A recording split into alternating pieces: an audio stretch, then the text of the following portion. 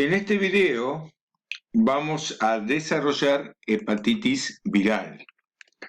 Se define como hepatitis a la inflamación del parénquima hepático que se produce por causas infecciosas y no infecciosas, que a su vez pueden ser de origen tóxicas como el alcohol, medicamentos, el tetracloruro de carbono, inmunitarias como la hepatitis autoinmune y metabólicas como la hemocromatosis y la enfermedad de Wilson.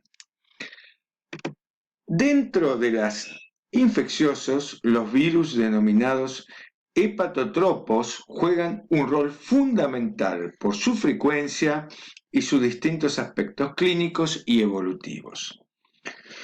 Los virus más frecuentes que causan afectación hepática son los virus de la hepatitis A, B, C, D y E, de los cuales nos vamos a extender en los tres primeros. Los de la hepatitis F y G son extremadamente infrecuentes. Los virus de la hepatitis A y E se transmiten por vía fecal oral. Entran por la boca, por lo tanto, como mnemotecnia recordatoria decimos que las vocales A y E entran por la boca. El virus de la hepatitis E cursa generalmente como brotes epidémicos por agua contaminada o carne poco cocida. Tienen una evolución clínica muy parecida a la hepatitis A, pero aumenta el riesgo de hepatitis fulminante en un 20% en mujeres embarazadas. Se diagnostica con la IgM antihepatitis E. Los virus B, C y D se transmiten por vía parenteral, ya sea por inyección de sangre contaminada, por vía sexual o por vía vertical, es decir, por transmisión madre e hijo. Otra diferencia estructural es que el virus de la hepatitis B tiene un genoma de ADN y el resto de los otros virus tienen un genoma de ARN. El virus de la hepatitis C es el que tiene más tendencia a dar poca sintomatología y cronificarse. Recordar, la C de crónico.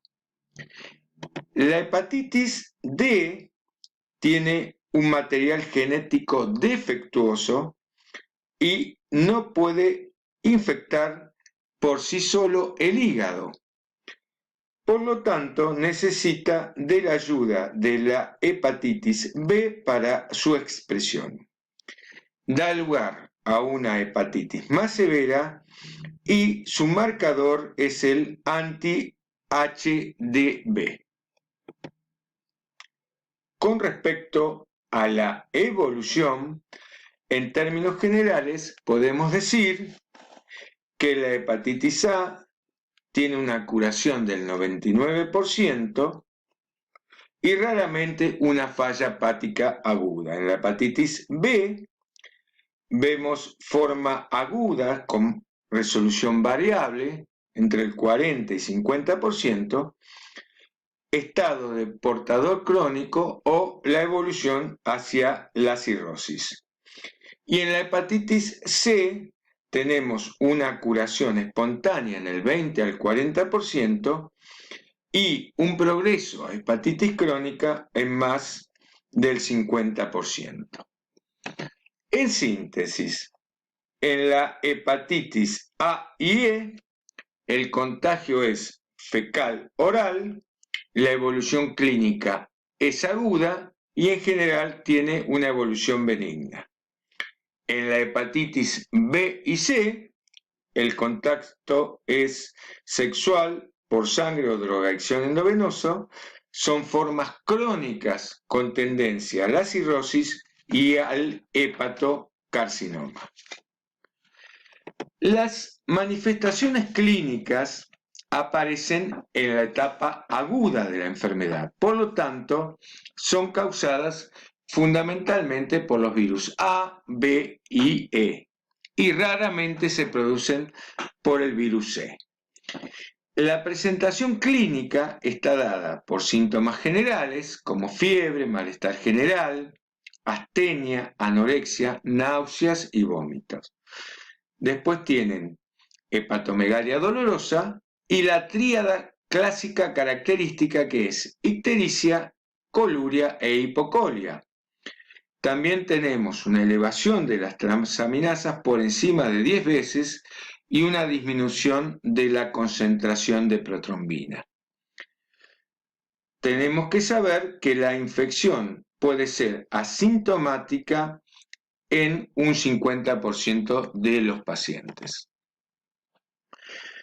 Las formas clínicas se dividen en asintomáticas y sintomáticas. Las formas sintomáticas se subdividen en común, persistente, con recaídas, denominada en doble onda, y sobreaguda o fulminante con necrosis hepatocelular masiva. La forma crónica, en persistente, crónica activa, que es la que lleva a la cirrosis y el hepatocarcinoma. Y por último, también la hepatitis C fundamentalmente puede cursar con manifestaciones extrahepáticas.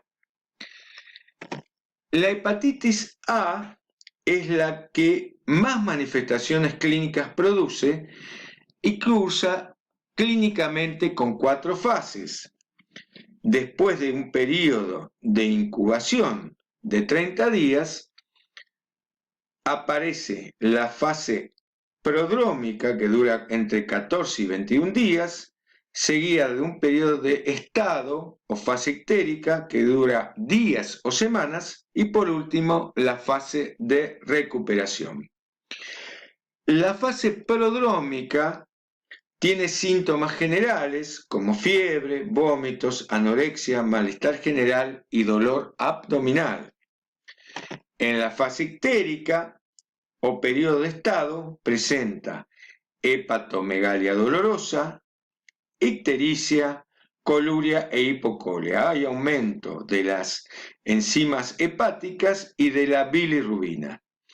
Debemos saber que algunas hepatitis no producen ictericia y se denominan hepatitis anictéricas. En los menores de 7 años de edad es asintomática en el 70 a 80% y en los adultos es asintomática en el 25%. El diagnóstico se define con la detección de la IgM antihepatitis A. Recordemos que la IgM coincide con la enfermedad clínica y la elevación de las transaminasas. Indica fase aguda. En el periodo de recuperación comienza a descender la IgM y comienza a ascender la IgG antihepatitis A, que es la que va a persistir en el tiempo. El virus de la hepatitis A es un picornavirus identificado por primera vez en el año 1973. Es un virus pequeño de 60 a 70 nanómetros, icosaédricos, tiene 6 proteínas estructurales, de las cuales 3 forman un complejo con el ARN por una envoltura proteica. Como dijimos, esta hepatitis tiene en general un curso benigno, con una remisión espontánea mayor al 90%, entre un 10 al 20% puede cursar con una colestasis prolongada, entre el 3 y 20% una hepatitis recurrente y solo en un 1% genera una hepatitis fulminante. El tratamiento de la hepatitis A se basa fundamentalmente en su prevención y está dado por medidas generales como son lavar correctamente las frutas y verduras, lavarse las manos antes de comer y después de ir al baño, consumir agua potable y comer en lugares higiénicos. Y por último, la aplicación de la vacuna contra la hepatitis A. ¿Cómo se hace la prevención de la vacuna? Se encuentra esta incluida en el calendario nacional de vacunación. Se administra a los 12 meses de edad y está recomendada también para hombres que tienen sexo con hombres, trastornos de la coagulación, enfermedad hepática crónica, en los que trabajan en laboratorios con el virus de la hepatitis A, personal gastronómico, empleados de Mastranza que manipulan residuos y servicios sanitarios, personal de jardines maternales y viajeras a zonas de alta o mediana epidemia. Además, debemos utilizar lavandina al 1% para todos los objetos que pudieran estar en contacto con materia fecal, baños, etc.